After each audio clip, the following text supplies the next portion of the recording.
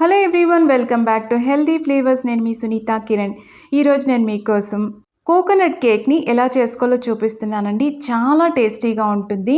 మీరు ఎన్నో రకాలుగా కేక్స్ని ట్రై చేసి ఉంటారండి, కానీ ఒక్కసారి పచ్చి కొబ్బరితో ఇలా కేక్ని ట్రై చేయండి. పిల్లలకైనా పెద్దవాళ్ళకైనా ఇది బాగా నచ్చుతుంది. వీడియోని కంప్లీట్గా వాచ్ చేసి రెసిపీని ట్రై చేయండి. అలాగే మీరు కనుక ఈ ఛానల్ని ఫస్ట్ టైం వాచ్ చేస్తున్నట్లయితే ఈ ఛానల్ని సబ్స్క్రైబ్ చేసుకోండి. పచ్చి కొబ్బరితో మరి కేక్ని ఎలా చేయాలో చూద్దామండి. ఇక రెసిపీలోకి వెళ్ళిపోదాం. ఇక్కడ నేను చూపిస్తున్న గ్లాస్ని నేను కొలతగా తీసుకున్నాను. ఈ గ్లాస్తో నేను 3/4 గ్లాస్ అండి, 3/4 వంతు గ్లాసు వెన్న బటర్ తీసుకున్నాను. ఆయిల్ కలిపి తీసుకున్నాను. రెండు కలిపి 3/4 వంతు గ్లాసు ఉండాలి. ఈ బటర్ అనేది రూమ్ టెంపరేచర్లోనే ఉండాలండి, ఫ్రోజన్ బటర్ ఉండకూడదు. అలాగే 1 స్పూన్ నెయ్యి వేసుకోవాలి. నెయ్యి వేసుకోవడం వల్ల ఈ కోకోనట్ కేక్కి చాలా మంచి రుచి వస్తుంది. నేను చూపించిన గ్లాస్తో 2 గ్లాసుల షుగర్ని ఇలాగా పౌడర్ కొట్టి పెట్టుకున్నాను. ఇప్పుడు ఈ బటర్ అనేది రూమ్ టెంపరేచర్కి వచ్చిన తర్వాత ఈ షుగర్ పౌడర్ని యాడ్ చేసుకోవాలి. ఇప్పుడు ఈ బటర్ని అలాగే ఈ షుగర్ పౌడర్ అంతా బ్లెండ్ అయ్యేలాగా ఒక్కసారి మనం విప్ చేసుకుందాము. ఇప్పుడు మళ్ళీ కాస్త ఆయిల్ వేసుకుంటున్నాను. మొత్తంగా ఆయిల్ బటర్ రెండు కలిపి 3/4 వంతు గ్లాస్ ఉండాలండి. కావాలంటే మీరు మొత్తంగా బటర్ వాడుకోవచ్చు. నేను రెండు కలిపి వాడుతున్నాను. ఇప్పుడు నేను మళ్ళీ కొద్దిగా బటర్ వేసుకున్నాను. కొద్దిగా వేసుకుంటూ బ్లెండ్ చేసుకోండి. ఇదంతా కూడా నేను వేరే బౌల్లోకి తీసుకున్నాను. బౌల్ అనేది లోతుగా ఉండేలా చూసుకోండి, అప్పుడైతే పక్కకు పడకుండా ఉంటుంది. దీంట్లో నేను ఎగ్స్ వేసుకుంటున్నానండి. 3 ఎగ్స్ వాడాల్సి వస్తుంది నేను చెప్పే మెజర్మెంట్కి. ఒక్కొక్కటిగా వేసుకుంటూ విప్ చేసుకోండి. ఇప్పుడు మిగతా 2 ఎగ్స్ కూడా వేసేసుకున్నాను. ఇప్పుడు మళ్ళీ విప్ చేసుకుందాము. ఇదంతా పూర్తిగా బ్లెండ్ అవ్వాలి, ఫ్లఫీగా అవ్వాలి.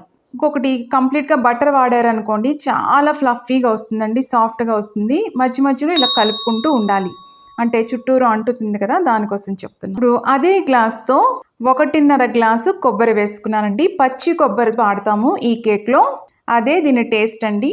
మామూలుగా అయితే ఎండు కొబ్బరితో కేక్స్ చేస్తారు కదా, ఇక్కడ మాత్రం పచ్చి కొబ్బరితోనే మనం కేక్ చేస్తున్నాము. ఈ పచ్చి కొబ్బరి చేత్తో అయినా తురుముకోవచ్చు, లేకపోతే మిక్సీలో అన్నా వేసుకొని మెత్తని పేస్ట్ చేసి పెట్టుకోండి. వాటర్ మాత్రం అస్సలు వేయొద్దు. ఇప్పుడు కాస్త సాల్ట్ కూడా వేసుకున్నాము. సాల్ట్ వేసుకోవడం వల్ల చక్కగా స్వీట్నెస్ అంతా కూడా చక్కగా బ్యాలెన్స్ అవుతుంది. ఇప్పుడు మళ్ళీ ఒక్కసారి ఇదంతా విప్ చేసుకోవాలి. ఇప్పుడు అదే గ్లాస్తో నేను 2 గ్లాసులు ఉప్మా రవ్వ వేసుకున్నానండి.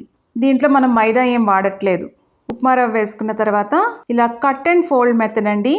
ఎక్కువ ఫాస్ట్గా కలపొద్దు, జెంటిల్గా ఇలాగా కట్ చేస్తూ మధ్యలోకి కలపాలి. ఇలా చేసుకోవడం వల్ల మనం ఇందాక ఎగ్ అంతా బీట్ చేసుకున్నాం కదా, ఆ ఎయిర్ అనేది బయటికి పోకుండా ఉంటుంది. ఇప్పుడు చక్కగా బ్లెండ్ అయింది. ఇప్పుడు దీని మీద మూత పెట్టుకొని 8 గంటలు నానబెట్టుకోవాలి. ఖచ్చితంగా ఆ రవ్వ అంతా కూడా నానాలి. 8 గంటల తర్వాత ఇలా ఉంటుంది ఆ బ్యాటర్.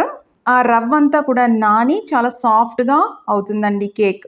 ఖచ్చితంగా 8 గంటలు నానబెట్టాలి. ఇప్పుడు నేను ఇలా గిన్నెలో కింద సాల్ట్ వేసుకొని పైన స్టాండ్ పెట్టుకుని మూత పెట్టుకొని 5 మినిట్స్ హై ఫ్లేమ్ మీద ప్రీ హీట్ చేసుకోవాలి. ఇప్పుడు ఇలాచీ పౌడర్ అనేది యాడ్ చేస్తున్నాము. దీంట్లో చిన్న జాజికాయ ముక్క, చాలా చిన్నది వేసి దంచి వేసుకోవాలి. జాజికాయ ముక్క పొడి కూడా వేయాలి. దీంట్లో చాలా మంచి ఫ్లేవర్ వస్తుందండి ఈ ఇలాచీ అలాగే జాజికాయ ముక్క వల్ల. ఈ పొడి వేసుకొని ఇప్పుడు అలాగే కొద్దిగా వెనీలా ఎసెన్స్ కూడా వేసుకుంటున్నాం. ఇవన్నీ కూడా జెంటిల్గా కలపాలి. ఇప్పుడు ఒక బౌల్లోకి కొద్దిగా పాలు తీసుకోండి. 1 టేబుల్ స్పూన్ పాలు తీసుకొని 1/2 టీ స్పూను బేకింగ్ పౌడర్ వేసుకొని బ్లెండ్ చేసుకోండి. ఇది కలుపుకున్న తర్వాత కేక్ బ్యాటర్లోకి దీన్ని మిక్స్ చేసుకోవాలి. ఫాస్ట్గా కాకుండా నేను చూపిస్తున్న విధంగా కట్ అండ్ ఫోల్డ్ మెథడ్లో జెంటిల్గా మిక్స్ చేసుకోండి. ఈలోపు అవెన్ అనేది కూడా మీరు ప్రీ హీట్ చేసి పెట్టుకోవాలి. మీరు అవెన్లో మైక్రోవేవ్లో కానీ ఓటీజీలో కానీ చేసుకుంటే ముందే ప్రీ హీట్ చేసుకోండి.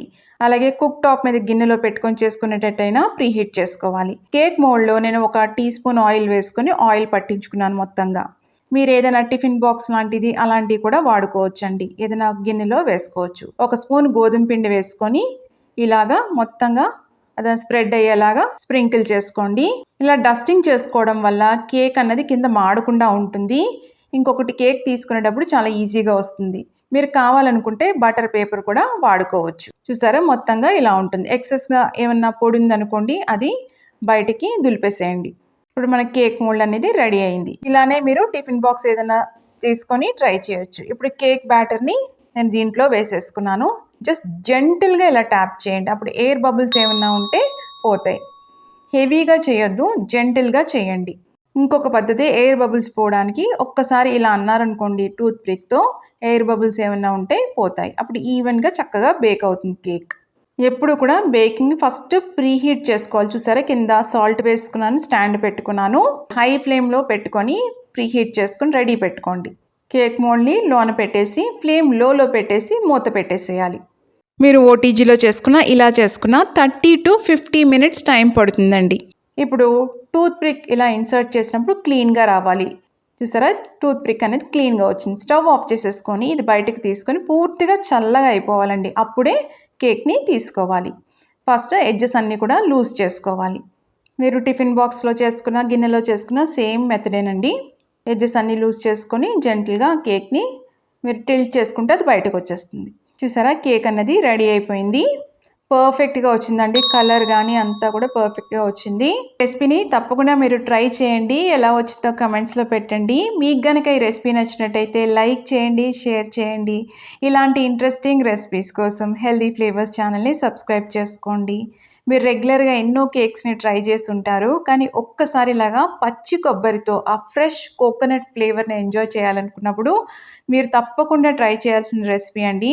దీంట్లో పచ్చి కొబ్బరి వాడాం కదా, కాబట్టి ఎక్కువ రోజులు అన్నది నార్మల్ కేక్లా నిలవ ఉండదు. సో నేను కట్ చేసి చూపిస్తున్నాను. ఇక్కడ నేను కొబ్బరిని చేత్తో తురుముకొని వేసుకున్నానండి. ఇంకా మీకు స్మూత్నెస్ రావాలి అనుకుంటే మీరు మిక్సీలో గ్రైండ్ చేసింది వాడుకోవచ్చు. ఇంకొకటి కంప్లీట్గా బటర్ వాడుకున్నారనుకోండి ఇంకా స్మూత్గా వస్తుంది. చూసారా టెక్స్చర్ ఎంత పర్ఫెక్ట్గా వచ్చిందో. మనకు ఆ కొబ్బరి ఫ్లేవరే ఎక్కువ తెలుస్తుందండి. మామూలు కేక్లో మనకు మైదా ఇవన్నీ తెలుస్తాయి కదా, దీంట్లో మాత్రం ఎక్కువగా కొబ్బరే తెలుస్తుంది. దానివల్ల చాలా రుచిగా ఉంటుంది. పిల్లలకి ఎంతో నచ్చుతుందండి. తప్పకుండా ట్రై చేయండి. నేను ఇక్కడ కట్ చేసి చూపిస్తున్నాను. చూసారా ఎంత సాఫ్ట్గా వచ్చిందో కేక్. కేక్ కింద కూడా చూసారా ఎంత చక్కగా బేక్ అయిందో. ఇలాగా పీసెస్ కట్ చేసుకొని స్టోర్ చేసుకోండి. మళ్ళీ మరొక ఇంట్రెస్టింగ్ రెసిపీతో మిమ్మల్ని కలుస్తాను. అంతవరకు stay healthy, happy. Thank you.